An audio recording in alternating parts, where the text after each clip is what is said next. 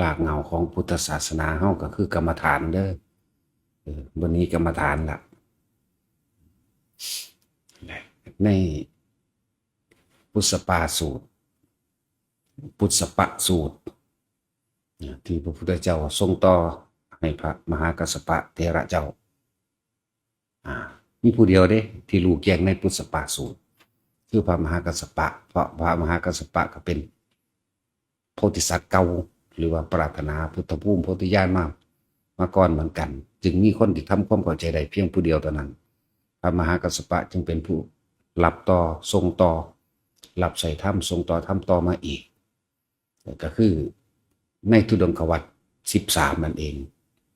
นั่นแหละมักมีองค์8ธุดงควัตร13คือความหมายของคำว่าปุจฉปะสูตรบุคคลผู้มีความเพียร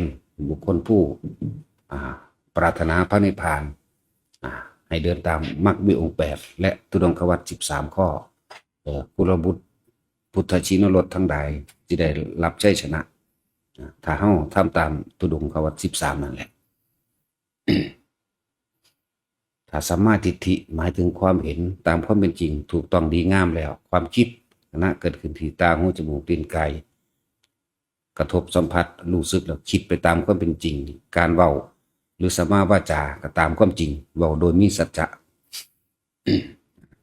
สัมมากัมมันโตการกระทำก็ถูกต้องตามความเป็นจริงโดยชอบ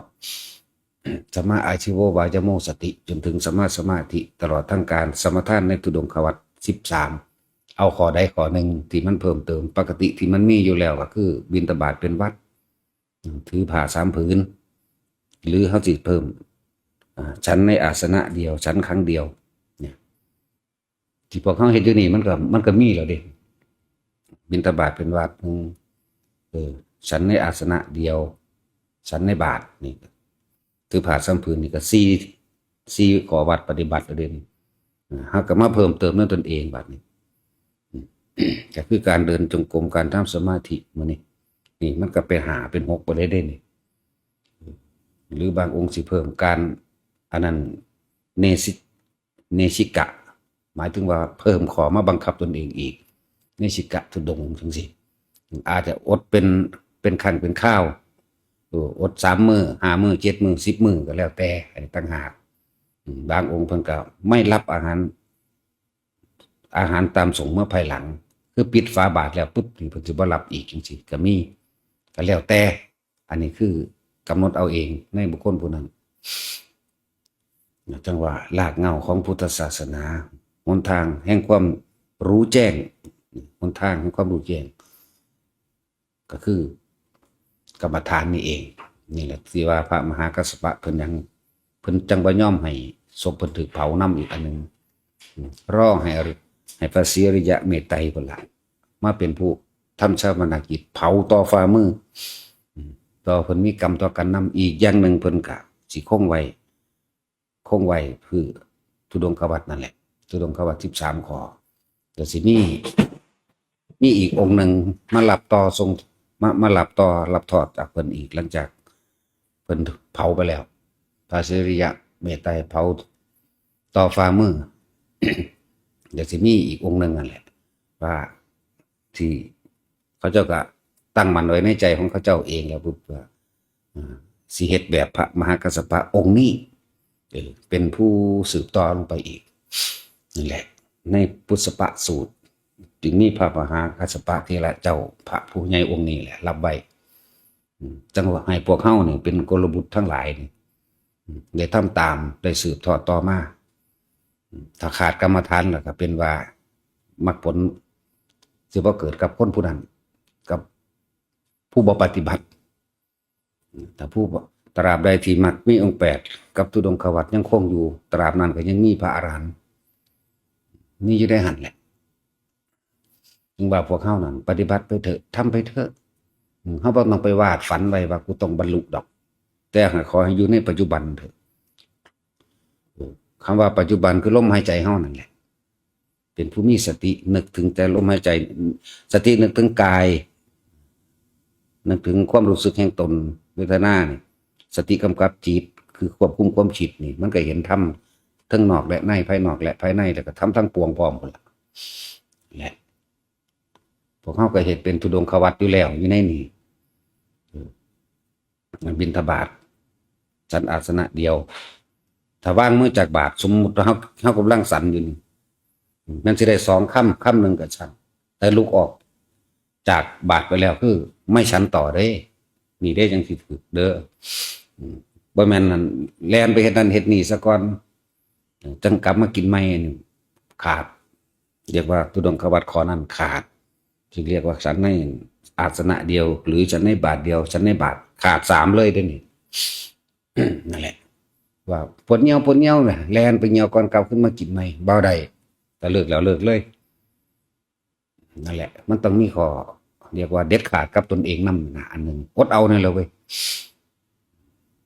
แล้วถ้าผู้ใดบ่หนีในธุดงควัตอันนี้นะบ่ออกนอกลู่นอกทางในตัวนี้แต่ที่สำคัญคือมรรคมีองค์8สัมมาทิฏฐิมีความเห็นถูกต้องนี่ตามความเป็นจริงบ่แม่นความเห็นบ่เป็นตามความเป็นจริงความเห็นผิดที่ว่ามิจฉาทิฏฐิคือความเห็นผิดบ่ได้เห็นไปตามความจริงแต่สัมมาทิฏฐิคือเห็นถูกต้องตามความเป็นจริงเห็นตามจริงคือรู้คำว่าเห็นนี่คือทั้งเบิดนั่นแหละเรียกว่าญาณทัศนะก็ว่ามีพิจารณาไตร่ตรองใครครวญดูแล้วเป็นจริงจังซี่นะพวกนั้นเห็นผิดพวกเห็นผิดกันเชื่อว่ามีสิ่งศักดิ์สิทธิ์ดลบันดาลเชื่อว่าดลบันดาลได้เชื่อว่าต่ออายุได้เชื่อว่าหลายๆอย่างนั่นแหละอันพวกความเชื่ออันอื่นๆส่วนสัมมาทิฏฐิเห็นตามความเป็นจริงเชื่อว่าทุกสิ่งทุกอย่างเนี่ยเกิดขึ้นจากการกระทำของเฮาเองเชื่อว่าใจเป็นใหญ่ใจเป็นประธานทุกอย่างเกิดจากจิตการกระทำความพูดอย่างที่สำเร็จด้วยสำเร็จได้เกิดขึ้นจากการกระทำของเฮาเองไม่ได้เกิดขึ้นจากมีสิ่งอื่นดลบันดาล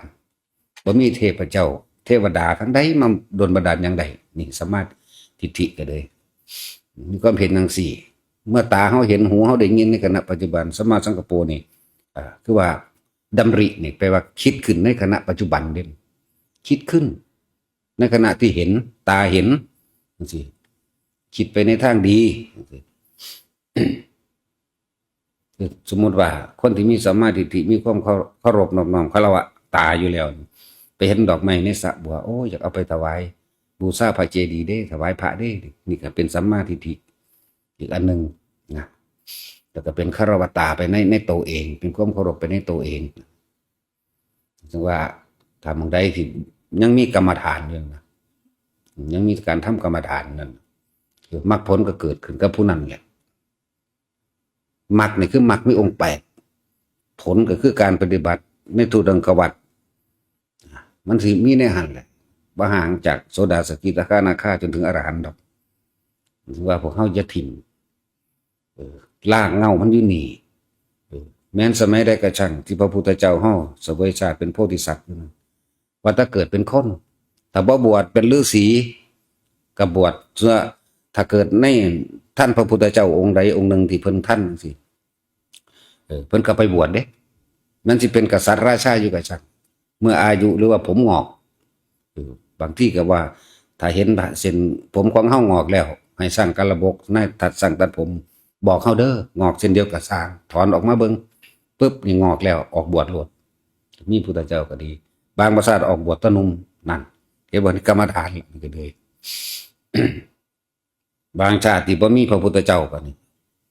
บำเพ็ญเพียรกับหมู่ฤาษีชีไพได้บัดบวชเหมือนเดิมบวชเป็นฤาษีตลอดทั้งบริวาร500มั่ง1,000มั่ง10,000มั่งเด้นั่นแหละจังว่าลากเอาข้อมูลของพุทธศาสนาเฮาคือกรรมฐาน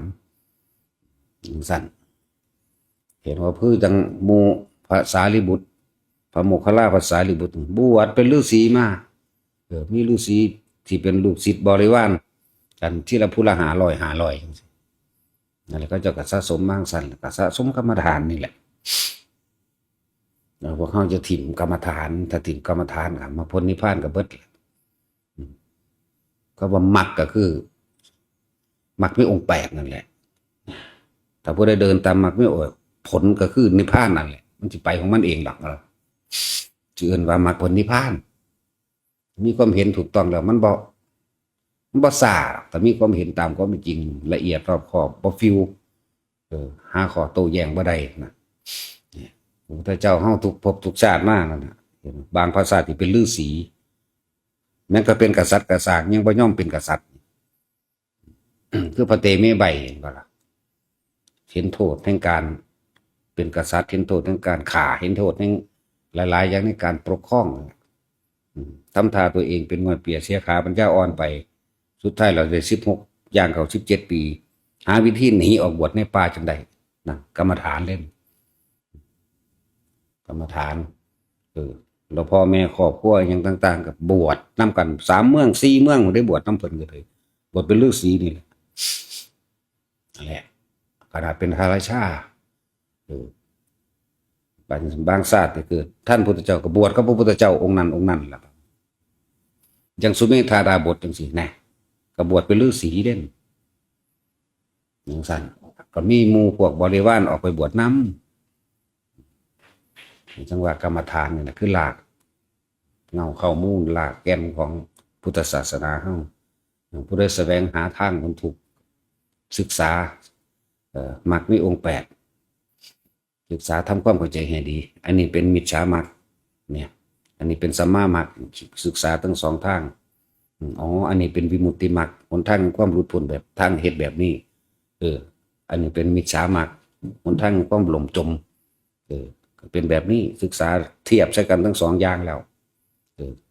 นั่นแหละว่าให้เฮ็ดกรรมฐานพวกเฮาในทุดงควัตร13พวกเฮาก็บ่ได้ต่ำกว่า5 ข้อ 6 ข้อดอกเมื่อเฮาเฮ็ด5 ข้อ 6 ข้อที่พวกเฮาได้อยู่แล้วนี่บิณฑบาตเป็นวัดสันอาสนะเดียวนั่งฉันในบาทมั่งนี่ถือผ้า3 ผืนบ่นี่ทำข้อวัดปฏิบัติเป็นประจำคือการสวดมนต์หรือทำวัดนั่นเองหรือปัดกวาดลานวัดลานเจดีย์ก็ว่าไปนี่ก็5 6 ข้อแล้วเด้นี่ต่อมาเฮาก็อาศัยอยู่ในสติปัฏฐาน4นี่มันสิไปไสเป็นผู้มีสติกำกับความคิดเจ้าของอยู่กับลมหายใจเข้าหายใจออกนี่แล้วมันสิรู้เคลื่อนย้ายไปหรอกนะที่บอกว่าดูกายเห็นจิตดูกายก็คือดูลมหายใจนั่นแหละก็จะเห็นความคิดของเฮาเองจิตก็เลยดูความคิดเราจะเห็นเวทนาคือความรู้สึกพอใจมั่งไม่พอใจมั่งนี่สาเหตุมึงอยู่นี่มึงเที่ยวเกิดเที่ยวตายมึงเที่ยวรักเที่ยวชังอยู่กับอันนี้น้อยมีสติเล่งเขาเพื่อนเขาศรัทธาเกิดกำลังขึ้นตัววิริยะก็เกิดกำลังขึ้นสติเกิดกำลังขึ้นสมาธิเกิดกำลังขึ้นปัญญาก็มีกำลังกล้าตัวเรียกว่าอินทรีย์5มันคงแน่นหนาถาวรบ่หนีไปไหนบ่หนีจากกายเกิดยังขึ้นบ่หนีจากกายกายคือลมนั่นแหละเกิดยังขึ้นกับช่างนอกในนอกคือเขาจะเฮ็ดหยังก็ตามนี่เฮามันคงตั้งหลักไว้อยู่ในลมหายใจ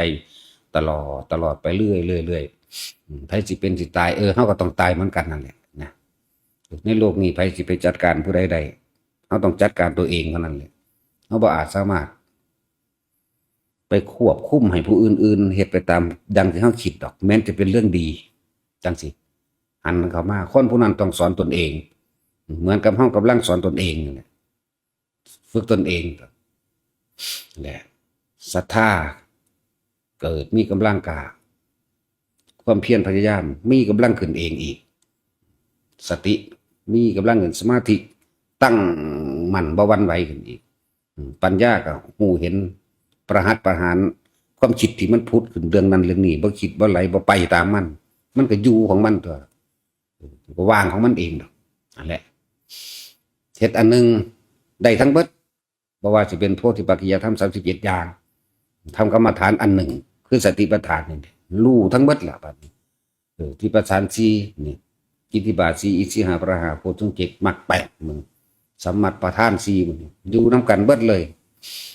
เฮ็ดอันเดียวนี่แหละสติปัฏฐาน4เป็น1เป็นเอกเป็นหนทางอันเอกเป็นเอสามัคโควิสุทธิยาอยู่แล้วหนทางอันเอกเอสามัคโคนี่ก็คือสติปัฏฐาน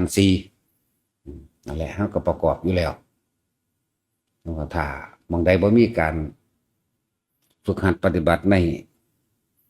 เรียกว่าทุดงควัตรกรรมฐานนี่แหละทุดงควัตรก็ดี บางครั้งก็บ่มีคำว่ามรรคผลโสดามรรคบ่มี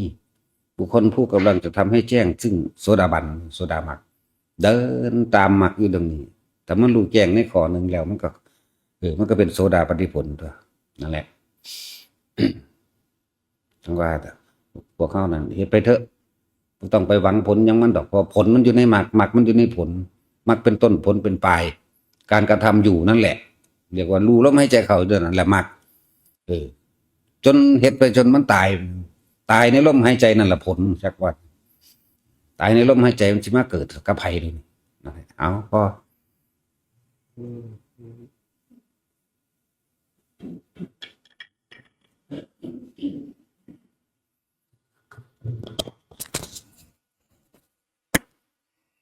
อิจิตังปฏิตังตุมหังคิ